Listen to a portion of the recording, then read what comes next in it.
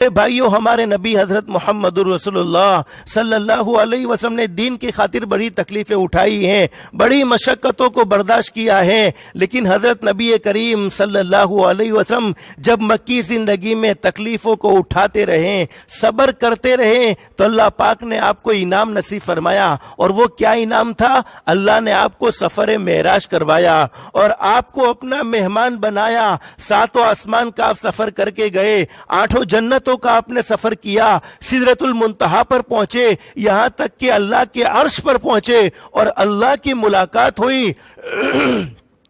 لیکن میرے بھائیوں، ہمارے نبی حضرت محمد رسول اللہ صلی اللہ علیہ وسلم کو اللہ پاک نے معراج کے سفر میں جنت کے نظارے بھی کروائے اور جہنم کا نظارہ بھی کروایا، اور جہنم میں امت کے اعمال کے نتیجے میں جو سزائیں مل رہی تھی، ان سزاؤں کو بھی ہمارے نبی نے اپنی آنکھوں سے دیکھا۔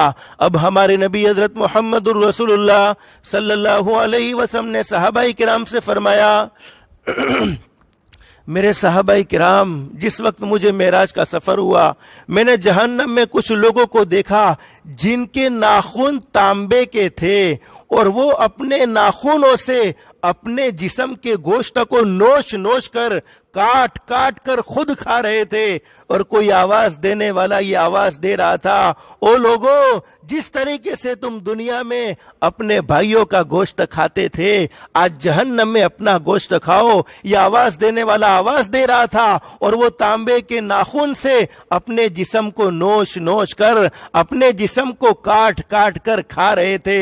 حضرت نبی کریم صلی اللہ علیہ وسلم نے جبریل سے پوچھا، جبریل، یہ کون لوگ ہیں جن کو اتنی ذلت والا عذاب مل رہا ہے، جو اتنے ذلیل اور رسوا ہو چکے ہیں؟ تو جبریل امین علیہ الصلوۃ والسلام نے فرمایا، میرے محبوب، یہ آپ کی امت کے غیبت کرنے والے لوگ ہیں، جو کسی کی پیٹھ پیچھے برائیاں کرنے میں لگے رہتے تھے، جو کسی کو بدنام کرنے میں، کسی کو ذلیل کرنے میں لگے رہتے تھے۔ تو میرے بھائیوں، اندازہ لگاؤ، مرنا تو ایک دن ہے، ہمارے نبی نے جو کہا وہ سچ ہے اور وہ ہو کر ہی رہے گا۔ حضرت فقی ابو اللہ سمرقندی رحمۃ اللہ علیہ نے بڑی زبردست بات بیان فرمائی ہے کہ کسی کے متعلق اتنا کہنا کہ اس کا کپڑا چھوٹا ہے یا لمبا، یہ بھی غیبت ہے۔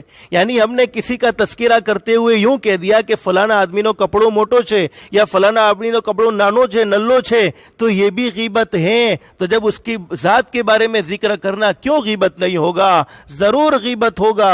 اور حدیث پاک میں لکھا ہے، فرمایا نبی کریم صلی اللہ علیہ وسلم تشریف فرمائے، ایک چھوٹے قد والی عورت، جس کا قد چھوٹا تھا، جس کو ہم اپنی زبان میں ٹھینگنی کہتے، تمہارے یہاں کیا کہتے ہیں مجھے نہیں معلوم، لیکن ہماری گجراتی زبان میں اس کو ٹھینگنی کہتے ہیں۔ اب وہ ٹھینگنی عورت حضرت نبی کریم صلی اللہ علیہ وسلم کی خدمت میں آئی۔ اما عائشہ صدیقہ رضی اللہ عنہا قریب میں تھی، وہ عورت چلی گئی، پھر اما عائشہ نے فرمایا، میرے محبوب، وہ آنے والی عورت کتنی ٹھینگنی تھی، یعنی وہ ناٹے قد کی تھی، چھوٹے قد کی تھی۔ حضرت نبی کریم صلی اللہ علیہ وسلم نے ناراضگی کا اظہار فرمایا اور فرمایا، عائشہ، تو نے اس عورت کی برائی کی ہے، تو نے اس عورت کی غیبت کی ہے۔ اما عائشہ نے فرمایا، میرے محبوب، حقیقت میں وہ تھی ٹھینگنی۔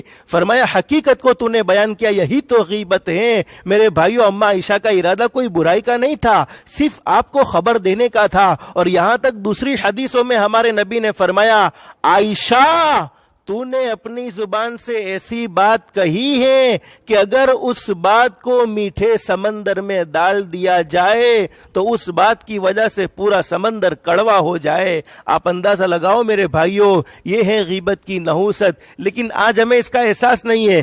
فرمایا نبی کریم صلی اللہ علیہ وسلم کے زمانے میں جب کوئی غیبت کرتا تو اس کی بدبو پھیلتی تھی۔